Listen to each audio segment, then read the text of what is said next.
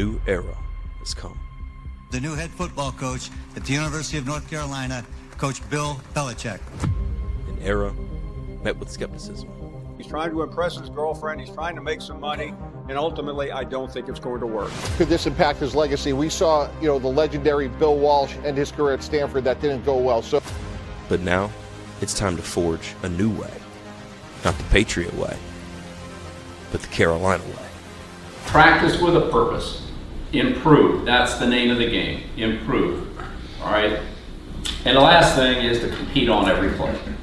That's what I'm asking all of you, and honestly, that's what I expect from all of you. And that's what you should expect from me. The Carolina of old is over. And a new Carolina is being born. One grounded in discipline, grit, toughness, and execution.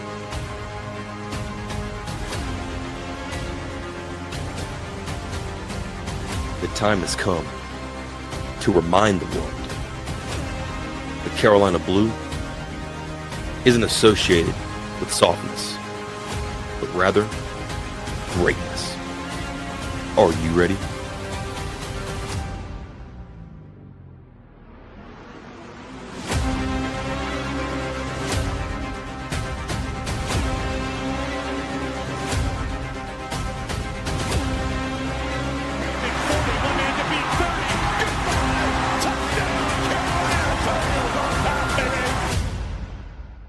It's time for Carolina football.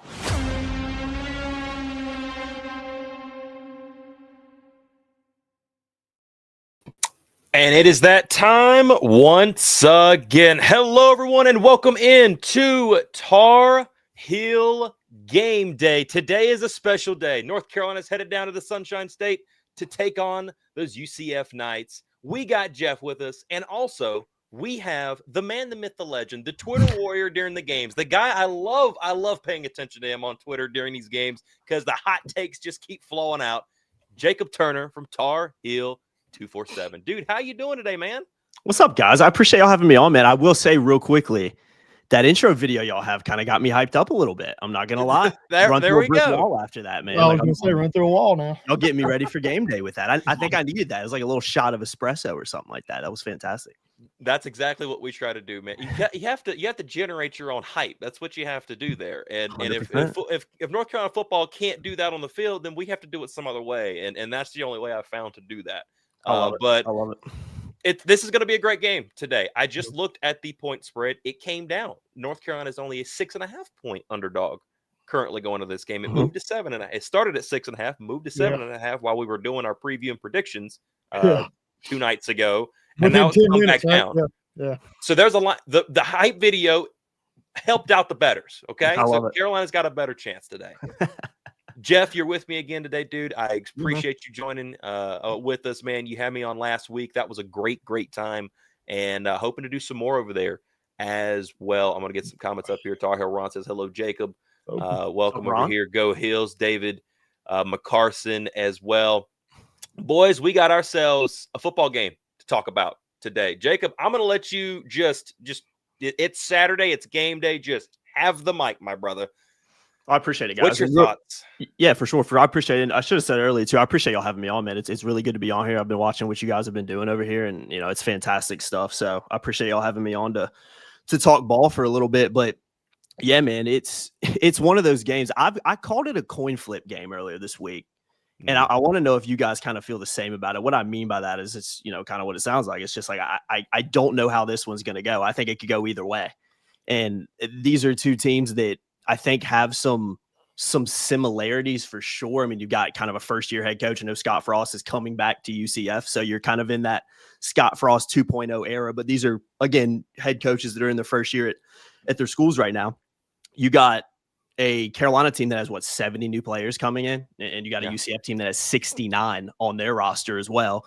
Quarterback situations kind of up in the air in both, in both football facilities. You've got UCF who's got a couple of guys that have played okay this season, but who kind of gets the nod today. What's the high end there? I don't know. And then I'm sure you guys have spent a lot of time talking about Gio Lopez and kind of the question marks that are surrounding him based on what we've seen in these first 3 weeks. So I think both of these teams, in reality, probably not unlike a lot of other teams across the country in week 4, where they're still trying to figure out what they are. But I think UCF and Carolina, and I want to know if you guys agree with this, they're 2 teams right now that I don't know if either really know how good or maybe bad they're going to end up being. I think this is a game that could go either way for a number of different reasons. So, yeah, that's just my kind of quick take on it. Jeff, I'll let you follow up on that, brother. No, I'm 100%. I'm 100% with you, Jacob. I think you hit the nail on the head as far as what I'm feeling too. So much, so much turnover. Mm-hmm. Both programs, all the people, all the new folks in. Outside of the TCU game, both teams have played competition that's levels down. Mm-hmm. They still won, but they had to pull it out against Jack State. Didn't have any trouble with A&T, but we just don't know.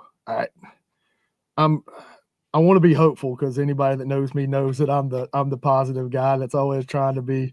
Me too, brother. And we got it. But I'm as nervous as a long-tailed cat in a room full of rocking chairs, man. I just don't know.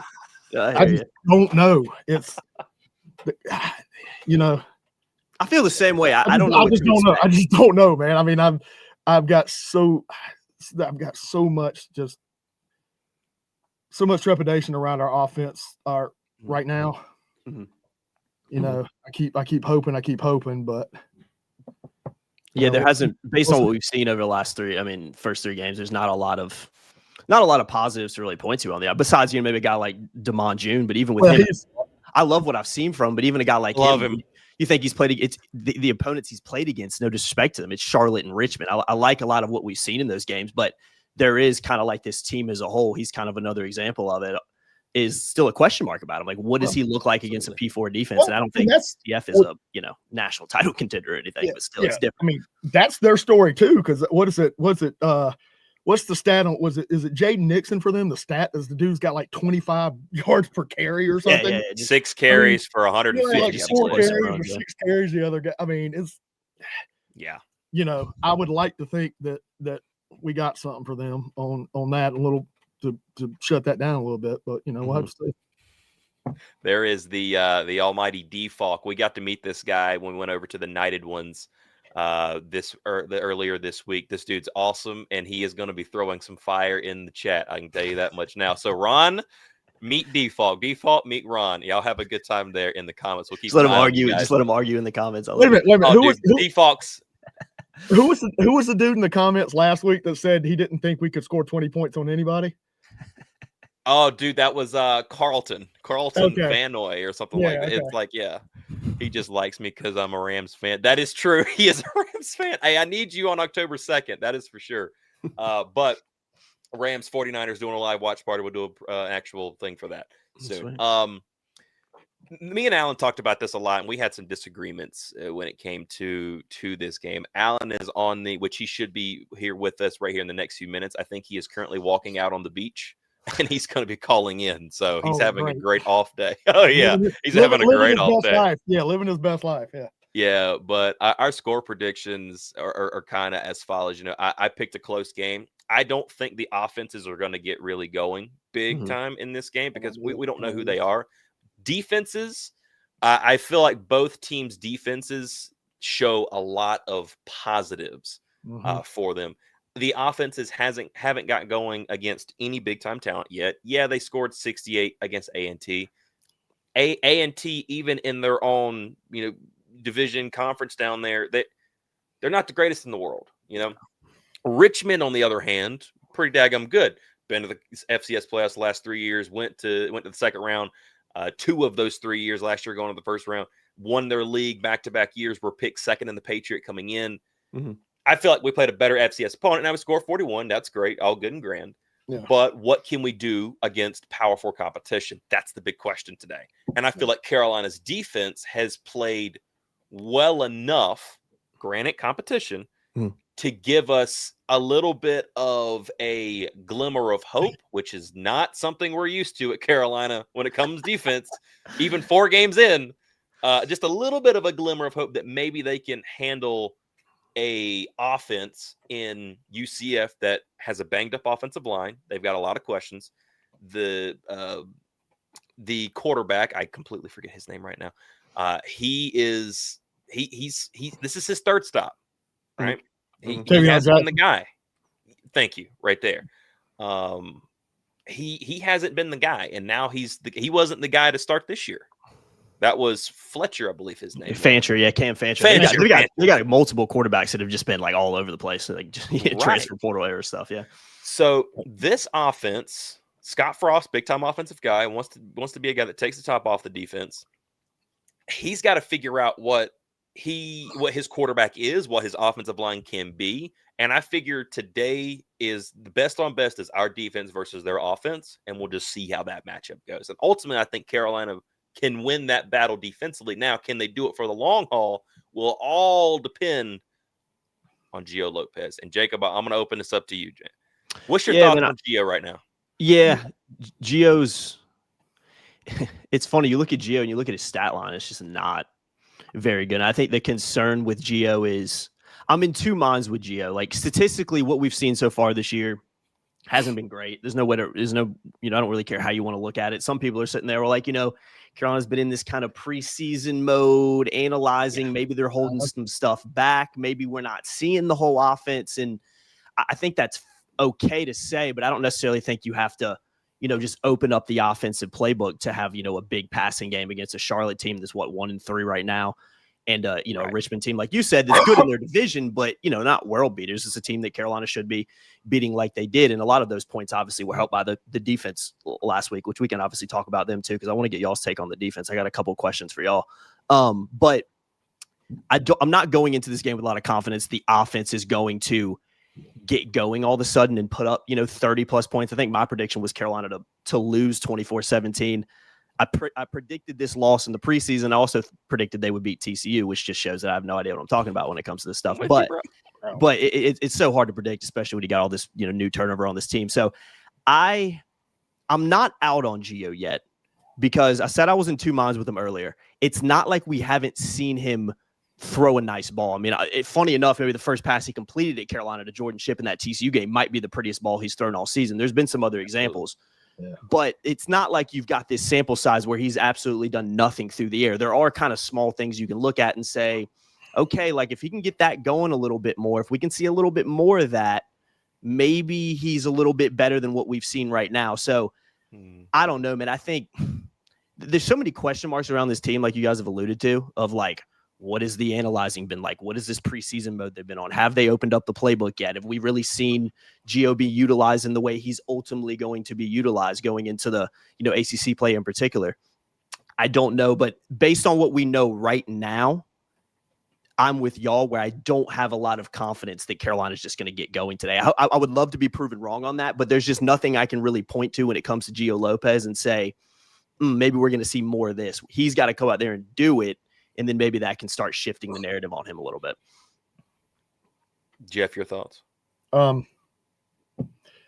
Yeah, it's, I've been, and Jacob, I've been one of the people I've been kind of saying it, hoping that was the case, that we were still kind of a first few games were a preseason type deal where we're still trying to figure stuff out, your combinations and who can contribute. And who can't. That's still my hope. It's not, I'm not happy that I'm saying that, but it's just the hope. I know what I'm hoping for, because it's kind of what I'm hoping for, because otherwise the reality of the situation is pretty bad. And I say that because I say that also having said in the past that my realistic expectations for this season weren't that we were going to come out and take over things right off the bat. There's just too much new going on. Culture's got to change, and it's a process,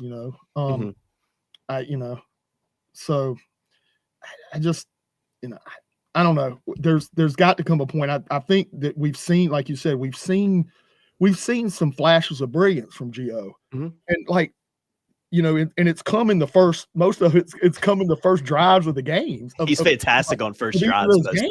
Yeah. So here's the thing. So trying to put on your OC hat. You know, what are we doing?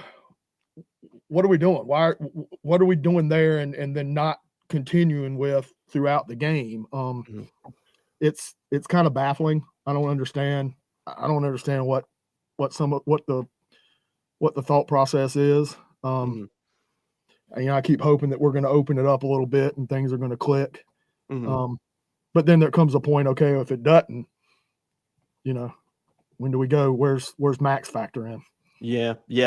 I wouldn't have this, like, I wouldn't be surprised at all in a way if, like, we saw Max Johnson today. I don't think anybody would. Like, if Carolina goes out there and plays like they have offensively, you know, so far this season, really, if that's more of what, if what we've seen in these first 3 games is more of what we're going to see the rest of the season, maybe it gets a little bit better, but it's not going to be a super high end, you know, electrifying offense, then I wouldn't be surprised if a guy like Max Johnson gets a bird. I'm not saying that's going to happen, but I wouldn't be surprised if we potentially saw that today if they just can't get going. But I agree with you, Jeff. Like, I try to come on here and we have these shows over here at Tar Heel 24/7. We try to preview this game. We try to talk about what's this team going to be. Maybe they're going to do this. Maybe we're going to do that. But you were using the word hope a lot when it comes to the offense.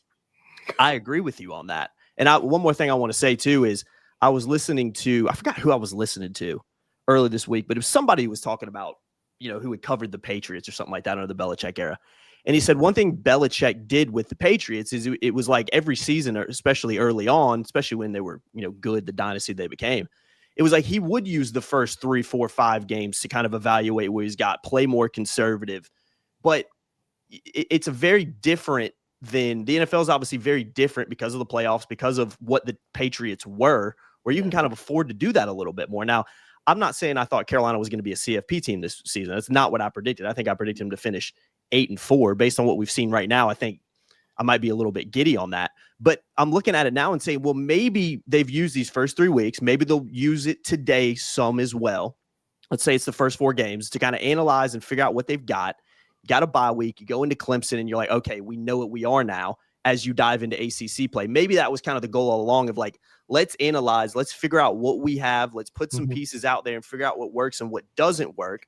So when ACC play rolls around, we're ready to go and we can really try to compete for that, because I do think there is some opportunities on the schedule for Carolina to get some wins, but also think there's other teams looking at Carolina on their schedule and saying, you know what, I think we can beat them too. So that's my like tinfoil hat of like, maybe this analyzing is all in this preseason mode we've been talking about is going to lead into the ACC. Maybe it starts today and we see a little bit more solidified rotations and the playbook open up a little bit, but I am speculating on that because I don't know. I mean, I don't think any of us do. Yeah. I'm a big, I came into the season really believing in Gio, and I still keep that hope there, right? Like I'm still a fan of Gio Lopez and what he could potentially bring to this team. That is for sure. But I am kind of wondering here when this team is going to start to open up some. You know, when the season first opened up, I've thought a lot was play calling, and we saw the play calling being very interesting to me. That's just my opinion. I'm no X's and O's guy. I agree with you on a lot of that. I agree with you on a lot of that. Right. But then, since then, I feel like play calling's changed little by little, opening up small, just little by little. But there's a lot of inerrant things by Gio that's happening. Some missed throws, not reading the field, missing he's got to read receiver wide open. Right. Missing a wide open receiver. I don't understand that's not a play calling issue. That is a you issue. Right. And that has to be, factored in. And also that's got to be figured out, because if you're not able, when the scripted, and I saw United Ones is in here, Rogers in here, who we'll have later on today for the watch party. He said, scripted plays, everybody knows what the scripted play is. You know how it goes, but do you have it between years? That is the question for Gio currently right now. And I believe that he can get it, but he's got to get some confidence. Jacob, I want to ask you, because I know we don't have you for too terribly long today, but who have been the players on this team, offensively, defensively, you can put them all in there together, that have surprised you this year by their play? It's funny. I kind of, the first name that came to mind before you said surprise me was Thad Dixon on the defensive side of the ball, because I think he's that good. But I actually think I can still throw him in that category, because what I've seen from him in his first 2 games, I didn't know he was that good. Like, he, to me, is like an NFL corner. Like, he plays like that. I mean, it's kind of a joke with corners, where if you go through a game and you like kind of forget the cornerback's out there, that's probably a good thing. That probably means he's not getting targeted, and the offense is kind of avoiding him. It feels like what we've seen with Thad Dixon so far is he's like, you're not seeing him in a ton of action every game because he's that good when he is targeted. He's taking away that side of the field. 100%. Right. And when he is targeted, he plays, he defends well. Like, it's not like he's just a guy that they're avoiding, and if you actually throw to him, you can get some stuff on him. No, like he's the real deal in my opinion. So in a way, it's an easy answer, but he really is somebody that has surprised me on the defensive side of the ball. I think offensively, man,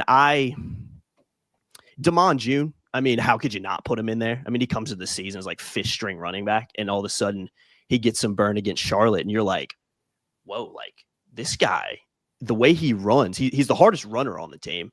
He looks the part maybe more than anybody in there, but I just love how hard he runs. I mean, he just looks like a Division I college football running back, and we've seen some really good running backs here at North Carolina over the last 5 years alone. You can go back a lot further than that, obviously, to where you're like, okay, I didn't see this one coming. I really thought it was going to be the Davion Goss show coming into the season. I thought the Caleb Hood experiment would last for a little bit, and because I like what Caleb Hood brings. He hadn't been able to stay healthy, and I think that's limited his development over the years.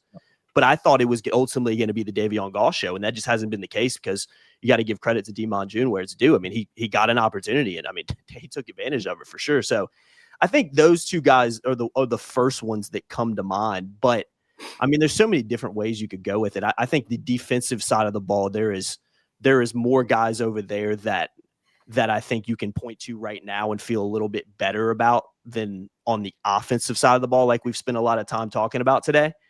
But Thad Dixon over there is the guy for me that I didn't see him being that good, to be honest with you. And I think the problem too with the defense, and one of my concern lies, and I wanted to talk to you guys about the defense real quick too, if you guys don't mind. I want to get your take on it. But I wish I was in a situation, I think most Carolina fans are too, where when you ask me that question, I go to like straight away to like a couple guys on the defensive line.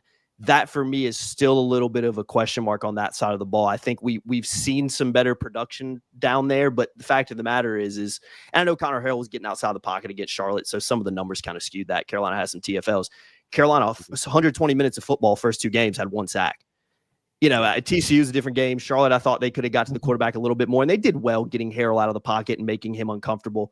That probably played a factor in it, like I said. But I wish when you asked me that question, I automatically went to a couple guys on the D-line. But there's nobody really down there that I can look at and be like, man, they've like kind of surprised me. I still want to see a little bit more production out of that group. And I wish we would get to see a guy like Bryce Yates, because he was I think the D-lineman I was most excited about coming into the year. But unfortunately, I hadn't played yet. He's terrible. Names in really. I still got nightmares about him. He was fantastic in that. Oh, dude, that happened right there live in front of me. That was. Oh, were you there?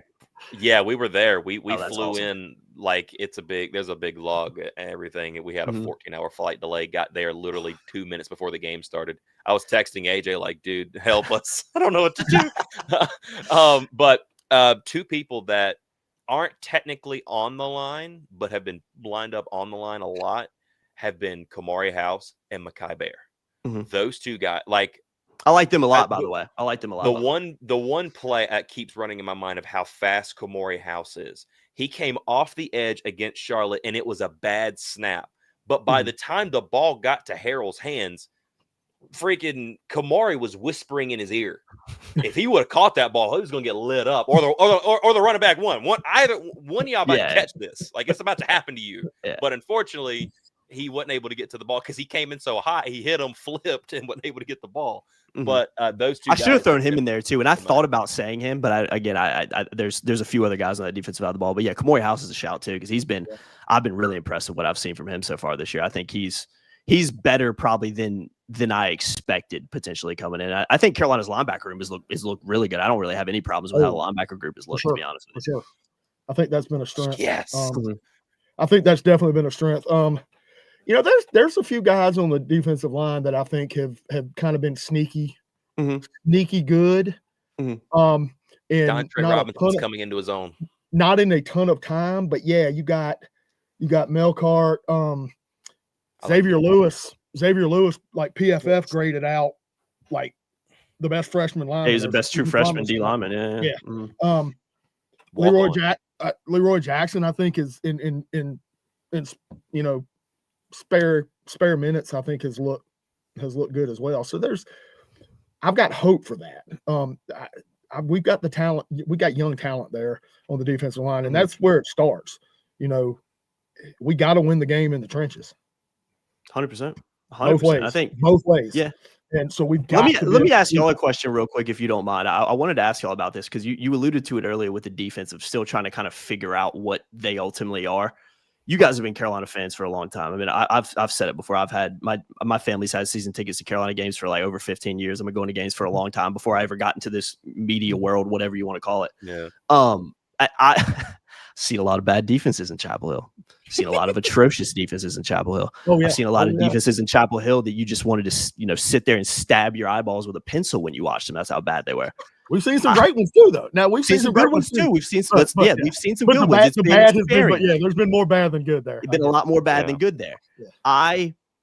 I'm trying to be optimistic with this defense. I really am. I've tried to be optimistic with them the whole year because I like, besides the TCU game, which has left a bad taste in everybody's mouth, it was just atrociously bad night for North Carolina football all the way around.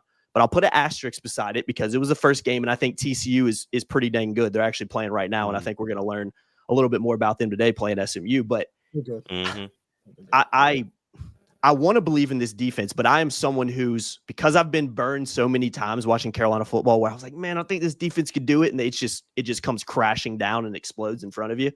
9 sacks against South Carolina. Yeah, exactly. Like, we have been burnt before. I kind of have this mindset where it's like, what is like the famous like George Bush quote, which he just absolutely Bush was like, fool me once, shame on me, fool me twice. He just completely screws it up. Fool me three, can't fool me again kind of thing. That's kind of how I feel with the defense right now of like, I really like what I've seen from y'all over the past couple of weeks. I mean, you guys there have been a lot of positive signs there. 9 points, really, I think stopping, Charlotte and Richmond for the most part in those games. They look controlled in them too. But I'm still sitting here like, I don't know if I trust y'all yet. Like, I've seen this story before, man. So like, how do y'all feel about the defense? Like, they have been the better unit so far, no doubt about it. Oh, for sure. But do y'all kind of sit in the same ballpark as me where you want to believe, but you're like, let me hold it back a little bit. You know what I mean? Yeah. No, I think 100% that's where I'm at as well. 9 points in, 9 points in 2 games. Yeah. Competition. You can only play who you play, right? I mean, you've got to play. Right. That's who the competition is. And, you to do that against people you're supposed to do it against. Okay. That's what that says something because we've had it in the past where we didn't. I mean, Charlotte scored 20 on us last year. I mean, you still got to do it. Like, I agree. They've done it against the teams they played. So far, they've done it against teams they should have. But I think you're right. TCU, we saw that first game. This game is going to tell us. I mean, this game will tell us. I agree. I think, and I'm not saying anything new. I'm not saying anything that nobody else hadn't heard or said. But I do have cautious I'm cautiously optimistic. That's kind of that's the quote right there. You can't get stop trying to read it. I took my glasses off, so now I can't read things great. But I'm just cautiously optimistic, and that's going to be part of that's just me and my unrealistic optimism most of the time. You've been hurt before, man. We've been hurt before. I know we have. But like I said, I see the flashes from the young talent that give me hope for that. That to spring some hope forth. And like you said, linebacker room, you got guys like Andrew Simpson, Mackay's is playing out of his mind right now. I think Andrew's playing out of his mind. We got to see what we can get and Marcus to continue to get better. throw that throw the tape away game from TCU. Which kind of you have to do. As bad as that was, you just got to throw the tape away on that one. He's better than that. He's better than that. Yeah, he is. That was a tough night. So, yeah, no. Where I am defensively on this team currently is, we're kind of used to seeing North Carolina come right out the gate and like they just look just impenetrable. Like they're 9 sacks against South Carolina. I was in attendance for that game. I was shouting at a couple of South Carolina frat boys right in front of me and Alan, and we jawed back and forth with them for a little while. It was a great time.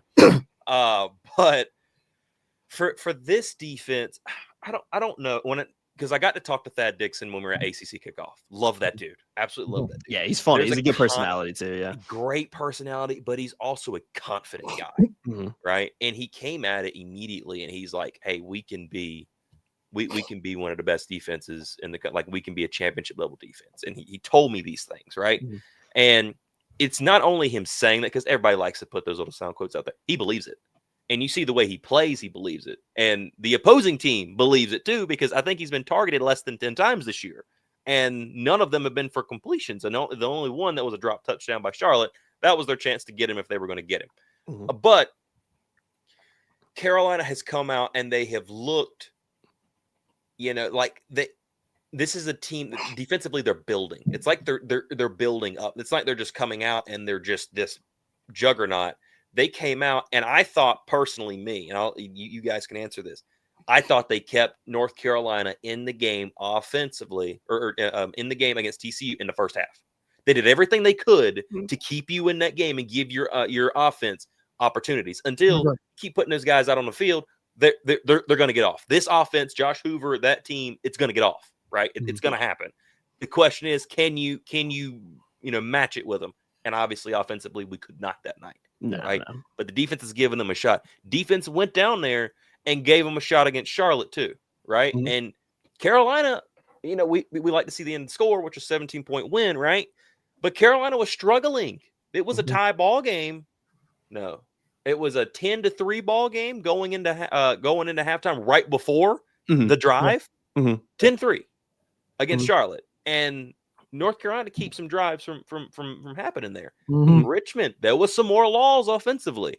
This defense may not be top 50 in the country or top 40 in the country or whatnot, but they're doing enough, which is what anything at this point is better than what we've seen. They're doing enough to keep North Carolina, keep getting them opportunities on offense to go out there and do something. And I think they're going to try and do the same exact thing. I think one of the biggest compliments you can give towards this defense, and again, this comes back to what we've seen in Chapel Hill, especially in the Mac Brown 2.0 era. We would go through these seasons where it's like, oh yeah, Carolina's forced like 3 turnovers. They've had they have 2 interceptions. You get to the end of the year. I mean, what is it? I think it's 6. Is it 6 turnovers they forced this year? Don't quote me on that. I was trying to look it up real quick. I had it in my notes for a show we did last week, and I can't find it. I think it's 6 turnovers they forced this year. I think it was 1 against TCU, 2 against Charlotte, and 3 against Richmond. Maybe y'all can. Someone in the chat, let me know. Yeah, but again, they have forced a lot of turnovers this year, and I think that is a positive of this team. Of okay, they are getting takeaways, because I think in order for this team to be successful going into ACC play, especially, and even today. I said this on the football show as we wrapped it up that we did earlier this week on our YouTube channel. I think this is a team more so than ever, and we've seen a lot of Carolina teams, again, even in the last 5 years, that did not play complementary football. It was the offense having to outscore everybody. It was the defense when they needed to stop, couldn't get the stop, and you kind of would either lose the game or the offense would kind of have to go rescue it for you. I think this is a team right now, because of how the defense is forcing turnovers and playing, that needs that to continue. They have to play complementary football. The defense has to get takeaways to put the offense in better positions, because what we know right now, this is not a prolific offense in Chapel Hill. So correct. That is a big plus that I will put on this defense, is they are getting takeaways. And I think that is a positive sign of a defense. And we talked about it before too on our YouTube channel. Steve Belichick turned around, took Washington team that was in the national title game, 99th defensively to top 30. I forgot, was it 20? Absolutely. 26, something like that. So there's a part of me that's okay, I'm trying to put that TCU game to the side and say, look, first game, TCU's pretty good. It was just a bad night. We are going to learn a lot more today, because if this is a Carolina defense that goes down to UCF with kind of the quarterback situation, with the new roster that they have, I don't think it's a prolific offense in Central Florida by any means yet. I mean, they rank well statistically, but they only played 2 games, 2 very easy teams. They go down and give up 35 points today, 450 yards, kind of like what we saw in the TCU game. Then everybody's going to sit back and say, okay, it was a flash in the pan. This defense maybe isn't that great. But the takeaways part, I think, is a big positive. I'm trying to be glass half full with this defense because I do like a lot of what I've seen, but I think everybody like y'all is pumping the brakes a little bit too. Like, let's wait and see. 6 turnovers. 6, yeah, it was 6. That's fantastic. 4 interceptions and 2 recovered fumbles. That's fantastic, man. I mean, it really is. Yeah, I think that's a big positive. So we're going to learn a lot today. I think I'm not saying absolutely we're going to leave this game if Carolina wins and people are like, man, we're going to, Carolina's going to run the table in the ACC, or if they go down there and lose, people are like, everybody should sit there and hit the panic button, and really freak out about it. But this is an opportunity game for North Carolina, I think, and this is a very winnable game for North Carolina. So from y'all's perspective and from my perspective too, let's continue what we've seen on the defensive side of the ball. Let's continue to see that development. Let's go down there and see Carolina put a complete game together again on the defensive side of the ball. And can we see some signs of life from this offense? Can Gio make some more consistent throws throughout the game? Can Demond June do it against a P4 team? Can this O-line open up the holes that they need to against a P4 opponent? That's what I'm looking for. But in terms of what's going to happen this afternoon, I got no idea, man. That's genuinely how I feel about it. I really don't know. I want to see the guy. I want to see the guy in Gio Lopez that people in practice were calling Magic Johnson. Yeah. They were calling him Magic Johnson. I want to see that. Yeah. I mean, come on. I mean, like it feels like it's in there. Like it feels like there's something there. Yeah, it kind of feels like he's just bottling up his emotions, and he's not. I don't know what the coaching scheme is like. I don't know what he's being told in practice. We don't know these things. You have a better insight to that than we do. But my thing is this: it feels like he's not himself yet, and I can't figure it out. I don't know if that's legitimately the case or if it's the style of competition. But yeah, he's playing up against FCS teams who he's played, Group of 5, Charlotte, he's played, and it's still some like like he's like, I mean, my guess is speed of the game is still, I would guess it's part of its speed of the game at the higher level. I don't see. I mean, it seems like that's an obvious explanation maybe so far. Yeah, I do agree with you, Nathan. I think it feels like we haven't seen him kind of, like spread his wings a little bit, like play free out there, and again, is that the playbook? Is that kind of more conservative? But like I said earlier, I don't think you necessarily have to have this wide open playbook to go out there and put up big passing numbers against a Charlotte and FCS team at Richmond. But based on what we've seen, there is every reason to think that, okay, Gio might not be the guy Carolina needs him to be to go out there and win 8 or 9 games. But new program, new coaching staff, new roster, preseason mode, all these things play these factors where, again, I call it a coin flip game because I don't know. Would I be shocked if Gio Lopez went out there and threw for 350 yards today? Yeah, probably based on what I've seen so far. But I think the talent's there when he can go out there and throw for, you can at least give like 200, 225. Like I think there is things there where he's not going to be a Drake May or Sam Howell. Let's get that straight. But I still think he can be a competent to better quarterback than what we've seen so far. Because I mean, it's a Carolina offense right now. That's like 126 nationally, have 134 teams. Like we're usually talking about the defense being like that. It's kind of new territory for us over here a little bit when it comes to covering Carolina. It's like usually the offense is just lighting it up and the defense can't stop anybody. Those roles have kind of been reversed now. So what is that? Does it continue like that? Or maybe the offense is better than what we've seen? I think for North Carolina fans, considering that flip is there, it's causing constipation. Honestly, I think at this point in time, but I'll get a quick thought on this real quick because I know you got to get up out of here and get up and head up the road.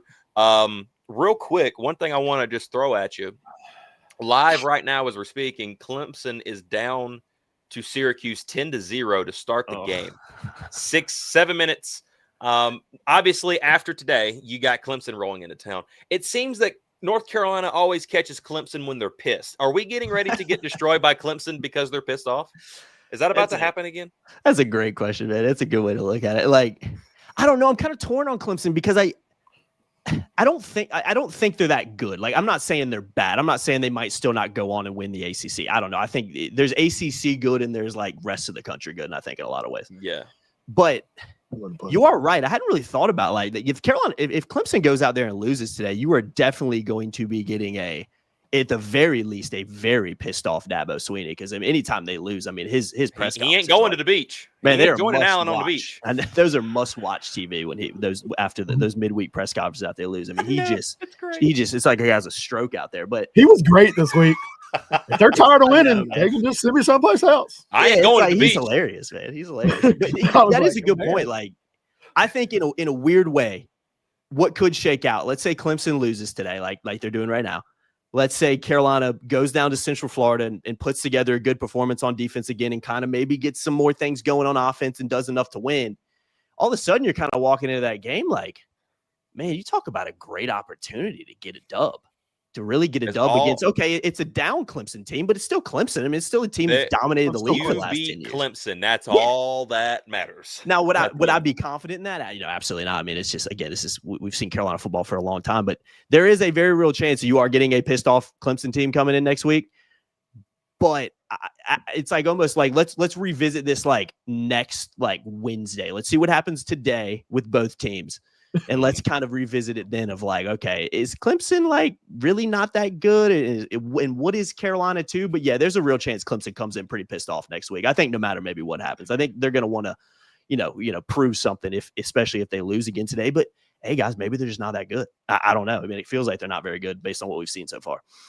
I want to see Mac Brown and Dabo Swinney get put into a room together with microphones while they're pissed after losing games. That would just be amazing. It's fantastic, man. That would be amazing. I love his press conferences, man. He's right in a lot of ways. It's like, man, like I've come down here and like transformed this program, won national titles, won the league like every freaking year, basically. He's right, but it just takes one loss. Like when they lose, you're like, all right, I gotta watch his midweek press conference now because he's gonna say something. We all remember when Saban was at the top of Bama and how all that always went. That if they lost the game, Saban was gonna tell them something. Yeah.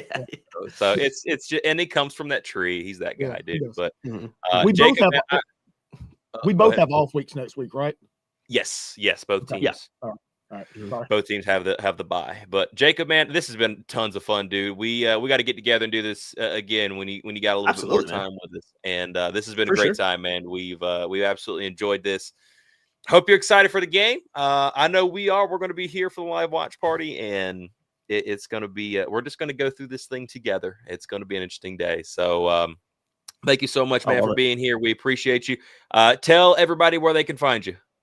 Yeah, absolutely. Now, first and foremost, appreciate you guys having me on, man. It's been a ton of fun. We'll definitely do this again sometime this season. But yeah, you can find me on Twitter, Jacob Turner NC. Used to be Jacob Turner THI, but obviously I had to switch that around with us going over to 247 or 24/7, excuse me. So yeah, Jacob Turner NC, and then just check us out on YouTube. We've had to switch the YouTube name a couple times for some reasons, but we're Heel Report, presented by Tar Heel 24/7. Obviously you can check us out at tarheel247.com. So yeah, man, I'm going to keep keeping up with y'all, man. I enjoy what y'all are doing over here. You're doing fantastic work, and live streams before the games, watch alongs. I mean, that's the type of content I like to consume. So you guys are doing a fantastic job. Keep doing what you're doing, and appreciate y'all having me on, man.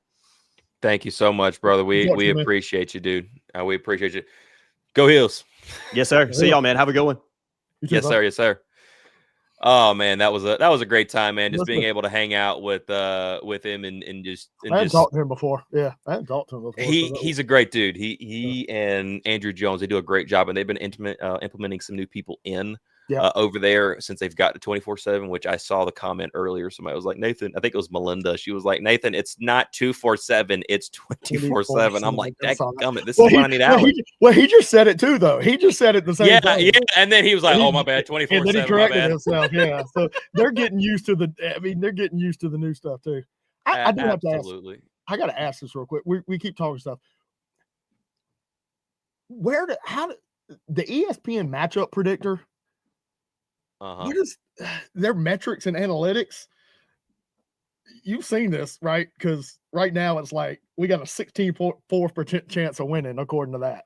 That line is actually moving closer to Carolina. Where does that come from, man? I don't. They got like a freaking rat down there in the thing, and he's just like, it's the numbers I press. It's just one of those things. I look at that number all the time. I look at that before all the games. You know, you look at it, and you're like, oh. Well, there's another person that we can look at, and I'm very sad that he did not join us like 10 minutes sooner to get to talk to Jacob Turner. But joining us now is a man currently doing what Dabo Sweeney will not be doing, which is living at the beach. Is my brother, the other half of the Hill Brothers, Mr. Alan Mitten. There he is. Hey, buddy. Man, look at you. Hey. Look at this guy. Yeah. Look at that. I put my shirt on for you, so. That's you. Good. That we appreciate that. All of us here. We absolutely that he deserves the MVP trophy just for that. I mean, Jesus, how you doing down there, dude? There's an MVP trophy? Yeah, there is now. Oh, okay. You're the inaugural winner. Yeah, there you go. I appreciate it. You know, I mean, everybody saw my nipple on the TCU pregame, so I mean, I figured what the heck. That is true. When I was cooking up frogs on the grill. Oh, I did catch that clip. The frogs, yeah, that was good. Frog. That was good. Oh man, we just talked to Jacob. Man, it was a great time. He gave us some. Me and Jacob could have a nice time talking some football. I can tell you that much. He's my kind of guy, dude. I love that guy. But quick, I hate him. Dude, the line is actually moving closer to Carolina. Yeah. So the point spread is now 6.5, still in favor of UCF, but it came down from 7.5, which it moved to when we were doing our preview. So it came back down to the original. They must have got enough action from the UCF fans, or the UNC fans saying that they ain't gonna get beat by a touchdown. Yeah. Right. What's over under 46.5? Wow. Okay. That makes sense. That makes a lot of sense. We talked about it. Yeah, because they probably think UCF's going to score 38. Yeah. Yeah. Yeah. There is that. So we got D-Falk in the chat. Him and Ron have been having a good conversation back and forth. It's been fun to watch. If you haven't been, I've been trying to keep an eye on it. I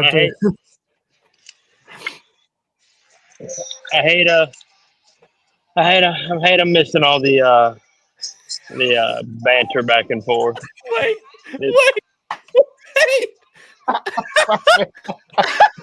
Oh my gosh. I love it, dude. Oh my God, I love it. I think I about cried. Oh. I love that. These are great, man. I can't wait to see more of this. Man. Y'all are awesome. Alan, what's your thoughts coming into today? Have you changed any? Have wavered any? I haven't changed. I still think that North Carolina's going to have to. And if North Carolina wins this game, I'll be surprised. I just don't have any confidence in the offense. So we're just going to have to wait and see. Yeah. So no, I'm with you, and Jacob was kind of mentioning a little bit of that himself. That Jacob talked about, and I'll let you and Jeff kind of answer this.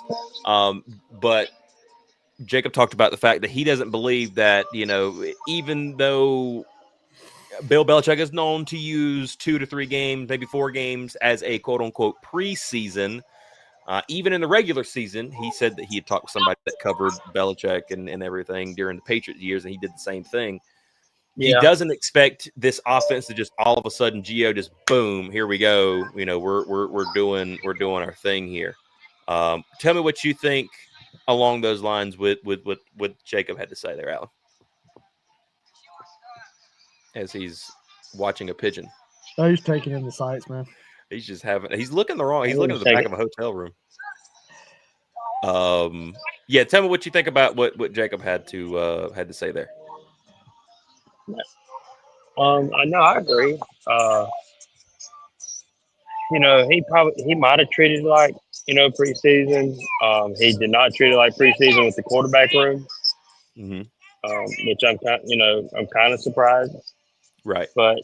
And I guess in retrospect, if you're looking at it in a different situation, you don't want to, have a line change at your quarterback room, 1 drive or 2 drives, and bring in your next guy, then 2 or 3 drives, bring in your next guy. You don't want that because you're not going to get any cohesiveness between your receivers and your snapper and your offensive line and all that good jazz. So it's pretty apparent to me that Bill's gonna ride with Gio until the wheels fall off. Yeah. As far as I don't know. I mean, as far as everybody else, I mean, it still might be open season. I guess we'll find out today. Mm-hmm. I mean, what happens if DeMond June comes in and just gets absolutely shut down? Is he going to put somebody else in? I mean, that's something we don't know. Great question. Yeah. Great question. This is a brand new thing at UNC. Yeah. You don't know what Bill Belichick's thinking because he doesn't tell people what he's thinking. But I'm be interested to see. I think I'm more interested to see how the defense is going to play. Honestly, to see if they can make a UCF more of a one-dimensional team instead of trying to have both a balanced passing and running attack. Let's see if Bill Belichick can get them just having to do one and not be able to do both. Yeah. So that's more what I'm wanting to see. And then if the offense decides to show up, that'll just be a blessing. Yeah. Jeff, what you think on that? I think I think it's definitely. I think the defense is definitely going to be what we're going to have that feeds us, that gets us going. I think we're going to have some water. I think the defense. I think we need the defense to come out and kind of lead us into getting some offensive stuff going on. I kind of think my score in my thought on the score prediction. I think we score a defensive touchdown today. So hey, I'm with it.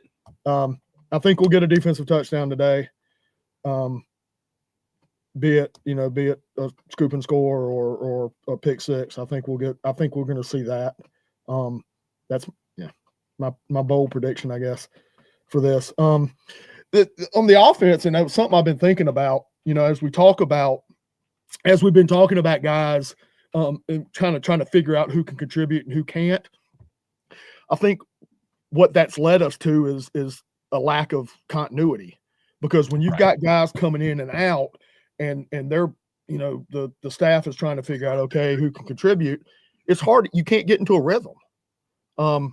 I think that's a lot of what we've seen is just not being able to get in a rhythm because we're trying to figure out who can do it. That being said, we got to figure it out fast. It's the time we're getting into the season now. This is the last, this is going to be our last non-conference game. And then we got, like you said, maybe a down Clemson, but they lose today. It's going to be a pissed off Clemson. And it's probably going to be a pissed off Clemson anyway, because people are they'd still only be 2-2 or whatever. And, their people are, even if they win, and people are still, because of the success they've had, people are going to be all on Dabo like they have been. And he's going to transfer that over to his guys, because the one thing he can do is get the players to rally behind him. He's that kind of guy. He's a player's coach, and they'll rally behind him. So we got to figure it out. We can't, we just got to figure it out. We got to know who we are after today. Bottom line on offense. No, you're mentioning some great stuff. I'm sorry, D-Falk and Ron are now tag teaming Allen. I'm trying not to read it when I was talking, because I was going to start losing my train of thought. And D-Falk says, did someone just ask Allen for water, and he is walking towards the ocean to give them salt water? Are we witnessing a crime on the live stream? And then Ron goes like, he's an actor on The Walking Dead. Oh. No, he wants my 1-year-old wanted some water from the ocean, and so he can make better sandcastles. So. Okay, not to drink. That's what he wants. Now I got to come out. I got to come out here in the deep. Right? I got to go out here in the actual ocean and keep an eye on my other son. Okay. Oh you know, my God. it's a hard life to live, but somebody's got to live it. I was going to say it must be a rough life here out there at the beach. While we're sitting here. You know, it's sunny, 85, 86 degrees. Yeah, real, it's real tough, guys. I don't really know what you want me to do for you. It's 84. It's 84, mostly sunny here in Durham, North Carolina. So. Yeah. It is nice and a very cool, like 70 inside of this room right now. It's I don't know what it is. I'm in my basement, which is where all my stuff is typically colder. So it's probably like 65 degrees down here right now. Oh yeah, defog over here. It's a wild, crazy time here. I really hate I'm missing it. 17-7. Excuse. That way I could enjoy all the nonsense that he brought to UCF, and now is gracing us with his presence on the Hill Brothers. Absolutely, man. It's a great time. Be sure and David's in chat here. The tailgating partner. 17-7 Syracuse, no problem matching down the field so far on Clemson. That is a lot right there. Did you say the score is 17-7 Syracuse? Yes. It started off 10-0 Syracuse. Oh, them boys struggling, fellas. Them boys, there's something wrong with them boys. I don't know what, but there's something wrong with them boys. Yeah. This is going to be an interesting day.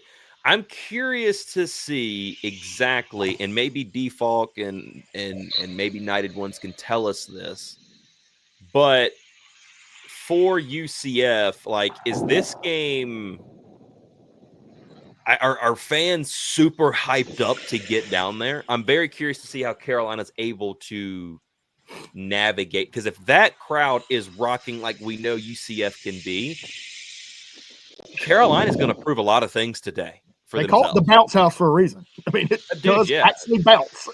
The sucker will daggum just, doing, just freaking like the metal will bend and the whole ordeal here. Yeah. So, Carolina has some questions that they have to figure out. Yeah. And it's kind of funny because what better atmosphere to go into? Because you're either gonna you're gonna come out of it and you're gonna be a better team. Today, here's my thought, Jeff. And Alan, I'll throw it to you guys after I say this and get your take on it.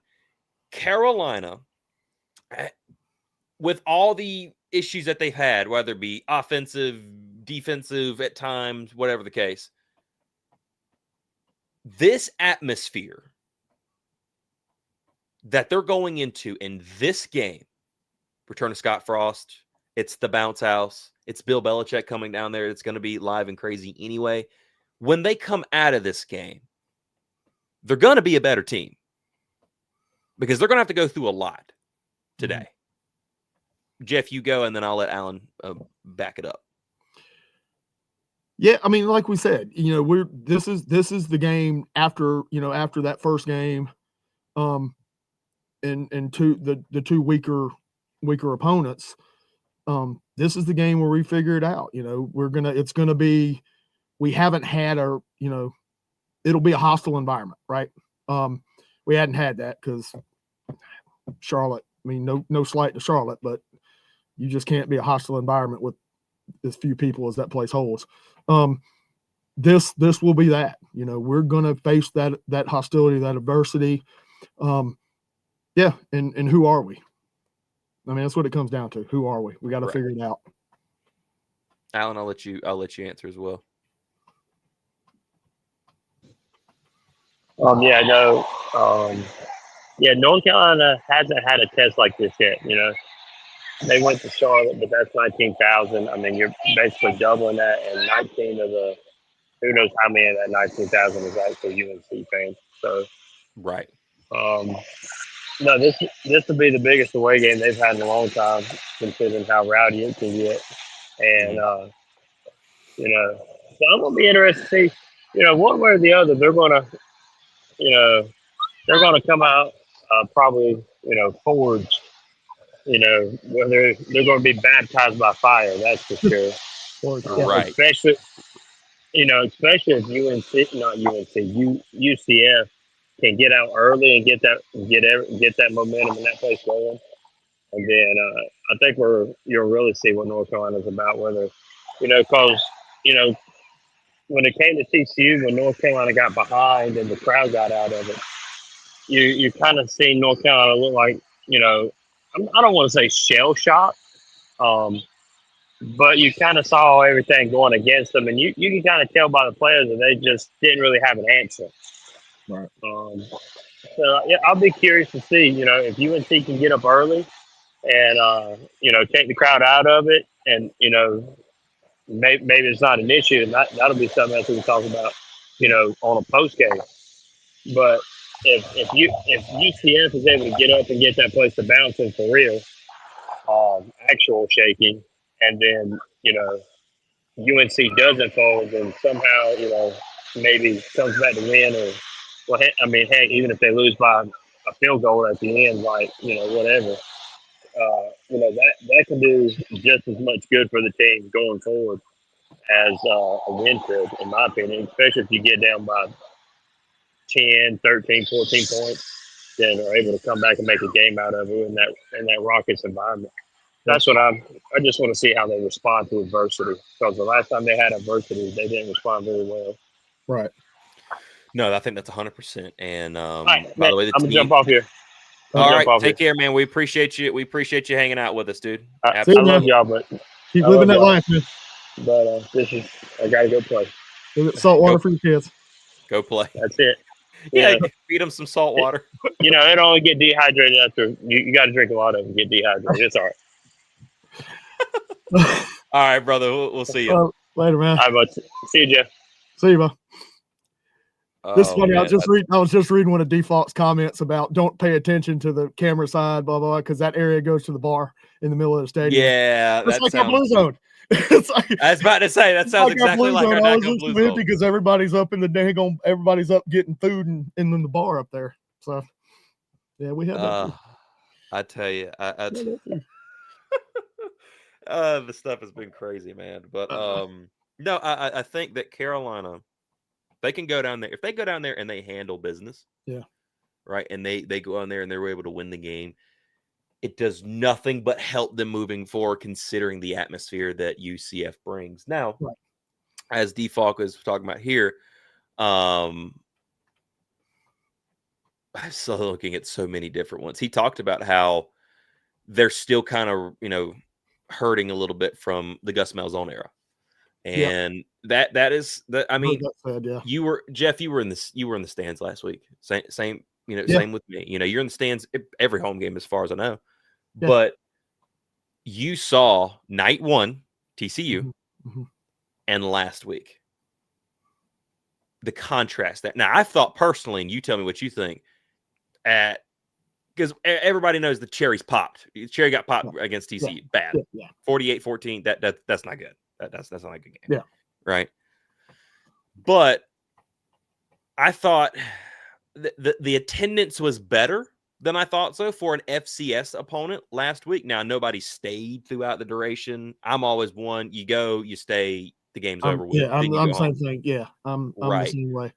But do you feel like the North Carolina fan base is still hurting from Mac Brown? Yes. Yes. And I know I'd have to agree. I feel like, and that's on a couple different levels now. That's on a couple different levels, because I think we have people that just got turned off by the losing, and are kind of had the, okay, I'll come back when we start doing something. And then we have some people who got turned off because they're diehard Mac Brown supporters, and they think Mac got done wrong. And we've got he's really good in media. We have that too. So it's kind of, we get that we're suffering on, I think, possible issues. If there are attendance issues, we'll suffer on those two levels, I think, at this point. Because like I said, there's, there are people that I know of that have said, Mac got done, we did Mac wrong, and they're all mad, and about it, and don't want to come back. Yeah. At least for now. So, it's something we deal with. I mean, we've had, we've dealt with. We hear it about attendance sometimes too, and our fans leaving early. I mean, we do have. I mean, we have folks. Let's be real. I mean, I'm not gonna pretend it's something it's not. I mean, we got. Right. When we're getting our butts kicked, we got about people that leave. When we're kicking people's butts, people last week, people will leave too. I mean, so there's no reason, to me, I'm not. Again, I said it. I said it back on the interview episode that it's. I've learned over the years that it's not my place to be the fan police. Do what do how you want to do. I don't like it. I mean, I can still not like it, and I'm just going to be somebody that's going to be there. I don't care if we're getting our butts kicked, or I don't care if we're kicking their butts. I'll be there. So, hopefully we get on track. We put a game together today and come into Clemson with people packed the stands. I mean, you look at it, they haven't announced game time. Looking ahead, they haven't announced game time, but they've announced that the concert series pre-concert's ludicrous. So you got to figure it's going to be a later game. Right. Because I don't see any way possible that they have Ludacris performing at freaking 10 o'clock in the morning. So I mean, it's gonna be a 3:30 or a night game, I would think. Yeah, 100%. And I'm looking ahead. What? I saw it just a second ago. Dang. So right, I want to show you something here. I just got sent this from D Falk. It's messed up. He said this is what players experience when they play Zombie Nation at the back. This is the opposing team's. This would be North Carolina's locker room down here if this place is rocking like this.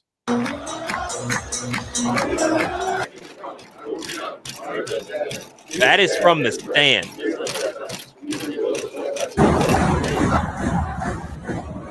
Hey.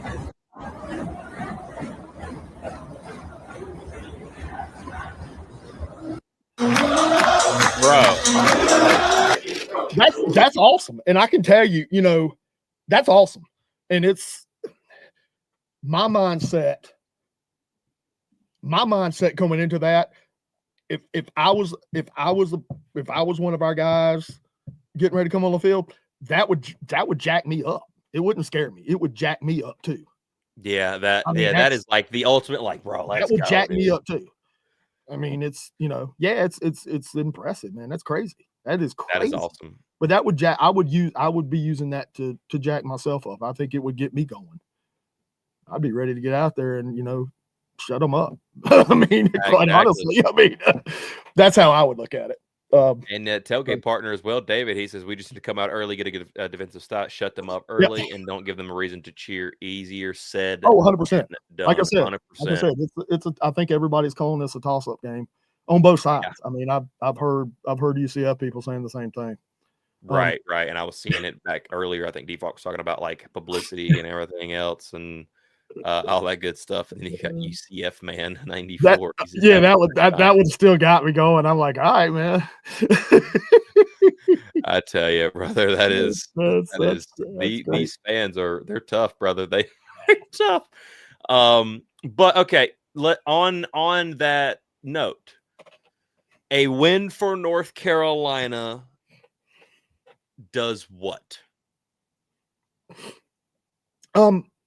No, I mean, a win for us definitely gives us some confidence. Obviously, I mean, it's not anything new. I'm not saying anything groundbreaking. It gives us confidence. Mm-hmm.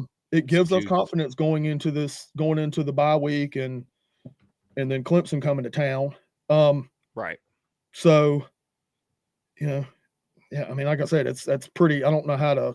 I don't think there's any much really more to say on that. It's just it gives us confidence. Like I said, hopefully it shows us more of who we are.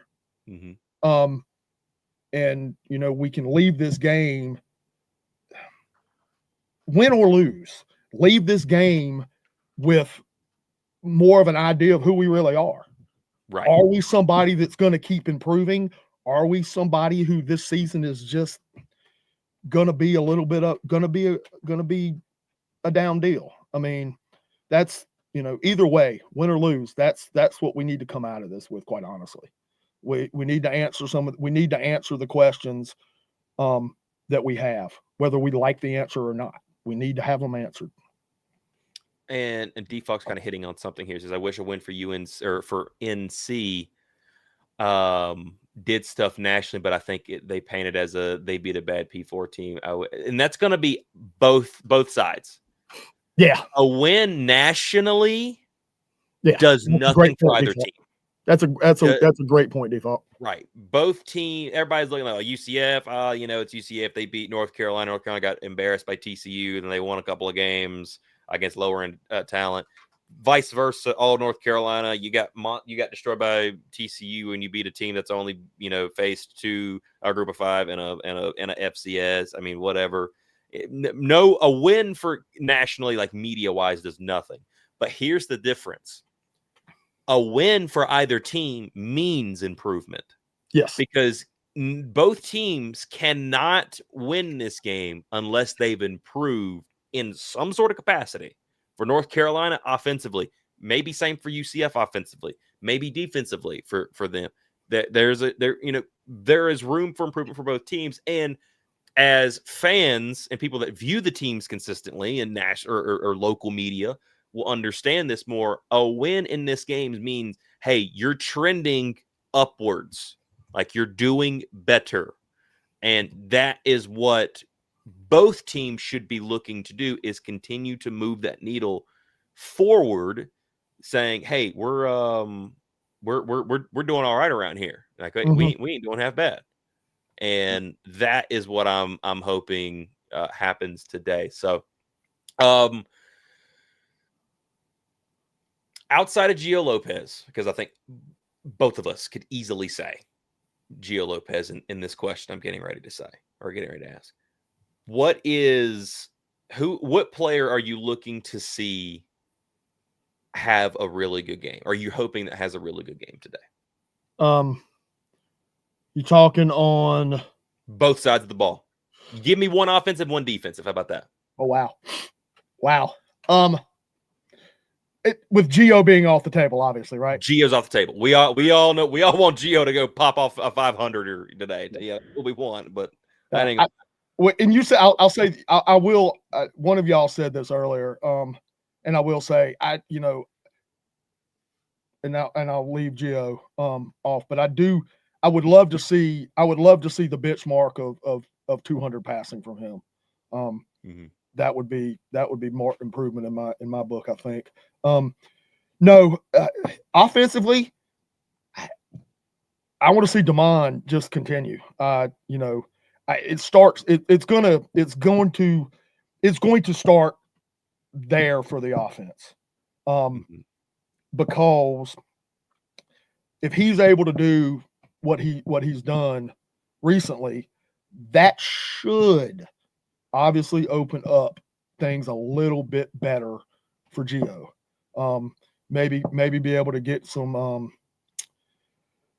maybe be able to get him out a little bit and get some stuff going, get him on the move a little bit with stuff that's supposed to be his strength. So hopefully I think the running game success, and I'm putting that on, from what we've seen, I'm putting that on Damon at this point. So that running game success is going to be key. If we get shut down on the run game, oh good gosh, we get shut down the run game, I don't really have any hope at that point. I don't think. Defensively, I think it's really going to come down. It's going to, and offensively too. I mean, because part of the huge part of the run game is the offensive line, but that kind of is 1A, 1B, cart before the horse maybe. Defensively, we're going to need the defensive line to stand up and really make something happen. So I don't know I'm cheating because I'm not putting. That's okay. I'm cheating because I'm not naming just one defensive lineman. But we've got to have that play. We've got to get pressure and we've got to get the pressure there, and we've got to be able to stop the run. I think they want to run the way they've been running. I think they're going to want to try to run the ball first, and the same as us, and hope that opens up things in the passing game. Right. So, it's really for me, it's on the defensive line, and I necessarily can't just put out one of them. I think it's going to take a good effort. But like I said, we've seen flashes, especially from some of the younger guys on the D line, that I think bode well for us if they just continue with that. Well, I'll say one thing, and you kind of hit on it. Per Roger from the Knighted Ones, he talked about how Scott Frost in his offense is going to be a guy that is going to give you the same look once or twice, and then try and just bomb you. That's what they want to do. Mm-hmm. And for that reason, defensively, my guy that I want to see play have a good game today. And if I think if he has a good game, then Carolina's sitting really well, especially in the passing game, will be Caleb Cost. And the reason being is because they're going to put a guy like Dwayne Thomas, their leading receiver, on him in the slot. He's fast. He's quick. Caleb's had issue with quickness. We've saw this. But if Caleb can have a good day, I'm already confident in a Thad Dixon. Yeah. I'm going to say that Marcus Allen is going to continue to have a better and better game, right? And hopefully not have any pass interference calls. I'm hoping to God that does not happen today. But with their offensive line not being the greatest, I'm going to expect that the defensive line is going to be able to get some pressure. But if they have a quick option and a Dwayne Thomas, they can pick you apart little by little down the field, and that's going to sustain drives for them. So defensively, I like Caleb Cost. Offensively, that's a good one. Offensively, I'm actually going to say the left tackle. Okay. And it's been a spot that switched. It's been Aiden Buchanan, and then last week they put. I need to see his number on there. I can't remember exactly. I had the snap count thing earlier from last week, and now I can't find it. Right. They had him on there, and then they put William Boone. That's who it is. William Boone out there. I want to see the left tackle. Right tackle, that's Trey Green. He's an experienced guy. Still looks like he's learning, but I trust him enough, right? Yeah. But if because Horace Lockett, that's going to be a guy to look out for. Lockett is the huge dude, right? Yes. Yeah, he's the huge guy. Okay. Then you got Kelly as well, another person to keep an eye out for. They got 2 or 3 guys over there on that D line. They're going to watch it. You know what? Knowing how Carolina luck goes, we better watch out for Rodney Laura, because he's a Carolina guy that's over there now, and he's liable to do something against us just because that's how it seems to happen, right? Leave Carolina and come show out. Right. I would say that Carolina, if the left tackle can, because that's Gio's side. Right. That's the side he's going to roll out to. Yep. You can set that edge against one of those guys, then that's going to allow Gio to be able to move. That is that's good insight. Good thought. And that's just me. So whoever's at left tackle, whoever it be Aiden Buchanan or William Boone, and then Caleb Cost on the defensive side of the ball. But let's get in here. I want score predictions down in the comments below. I want everybody's score predictions. Send it, and we're going to look at this thing. Jeff, do you have a score prediction today? I do.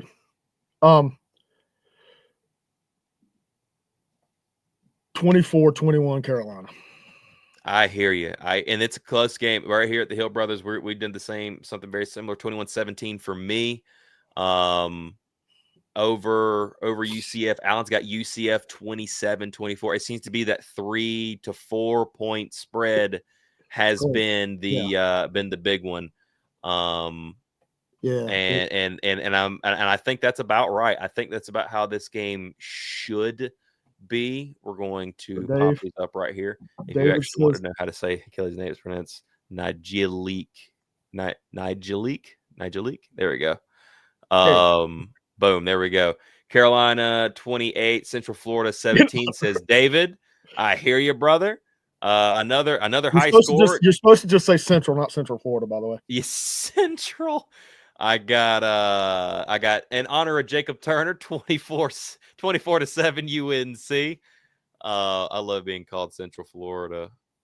I love being called Central Florida, apparently. They love 25-22 says Eric. Now that's an interesting number. That would be Scorigami or something. It would have to be. I mean, are they going to get like a 2-point or not a 2-point, but a safety? Have to be Scorigami. Man, I hear you, brother. David says UNC Charlotte vibes. We're going to have that up as well. Defalk, what you got for me, man? Give me a score prediction. I think I forget what Rogers was from I think he was kind of back and forth on this thing, on the score prediction and everything, but I don't know who wins, but I truly believe that it's a 13 plus. It is by 13 plus. I think this game is not as good as we are hoping for. Okay. By either side, I think he's saying by like either side. Because I heard him say earlier he could see Carolina easily winning, but also UCF easily winning. Yeah. So I'm with you there. I'm with you there. Yeah. This is gonna be an interesting game, man. But hopefully you guys have enjoyed this. Hope you had a good time. Tori was not able to join with us today, but he is going to be with us right here in just a couple of hours when we go live. At 3:10 is when the live stream will start. That is when we're doing the live watch party. We'll do about 20 minutes before the game starts. I feel like that we win or maybe by 10 plus. There you go. That's kind of always my go-to is what David just said. Like I feel like that all the time. But I've hung out with David enough that I think we kind of think the same on a lot of things. So UCF is winning by 101 today, per default. Okay. And as always, go Heel, says Tar Heel Ron. It's going to be an interesting time. I'm excited to see how this game goes. Live stream starts at 3:10. Default is high, says Ron. I love it. I knew these guys were going to have a great time. I knew they would. Thank you guys. Great lesson. Go Heels. Thank you, Eric. Appreciate you. Thank you to everybody who's joined with us today. This has been a great time. Jeff, I appreciate you hanging out with us, dude. We have really enjoyed you. We have really enjoyed having you on these last couple of weeks, man, and looking to have you on in the future again, man. We got Clemson coming up. We got all that stuff. 31-24 UCF says UCF man and the muff. Yeah. Oh man. Dude, that's gonna make thank you for that, UCF man. I'm gonna laugh about that for a while. That's one I haven't heard about the goatee. So I'm gonna laugh. That's a new one. I'm gonna laugh about it for a while. No, I am not shaving off. No. It stays. I would not put the beard up on a bet on anything. So sorry. Nah. The beard is too good, brother. It is way too good. I've said it, but y'all have heard me. For people that haven't heard me say it, if I ever did want to go witness protection or something, all I would have to do is shave it off, and nobody would know who the hell I was anymore. So, if you see me shave it off, it's something. Yeah, something's going on. Yeah, running from the law or something. I don't know. Yeah. We might have to go check on Jeff. Well, somebody needs to go help him out, man. But man, thank you guys so much for being here. Thank you guys so much for watching. Hopefully you guys are excited for today's game. It's going to be a good one. Be sure 3:30 p.m. on Fox. You can catch North Carolina taking on the UCF Knights down there in the bounce house. We'll see if it's bouncing as good as everybody says. We're going to be live 3:10 throughout the duration of the game. Myself, Tori, Roger from the Knighted Ones will be joining us as well. So we'll have a UCF personality with us talking to us about the game and how everything's going, what he sees from their side. And it's sure to be a really good time. Hope to see all of you back in just a couple of hours, live right here, Twitter, Facebook, on YouTube. And if you've never, pleasure to meet you, Dahmer. Have a good one. Witness protection. Oh man, I'm enjoying I'm liking the UCF folks, man. They are a hoot, man. Really, they are the Knighted Ones. You need to go check them out. Default isn't like on there, but he is constantly in their comments list, and he's now following us over here too. So I hope to have him here, and we'll also have him for the Rams game, so he can talk trash to Tori as a Niners fan. So that's good. as well, man. But man, we appreciate you guys so much. You guys have really shown up and shown out for us today. We appreciate that so much. Hope to see you guys later on today. If you're brand new to the YouTube channel, be sure to hit that subscribe button. Twitter, hit that follow button. If you're on Facebook, also hit that follow button where you can get all your stuff here from the Hill Brothers. Thank you all for watching. Thank you all for being here. Thank you as well, Jeff. And as always, go Heels.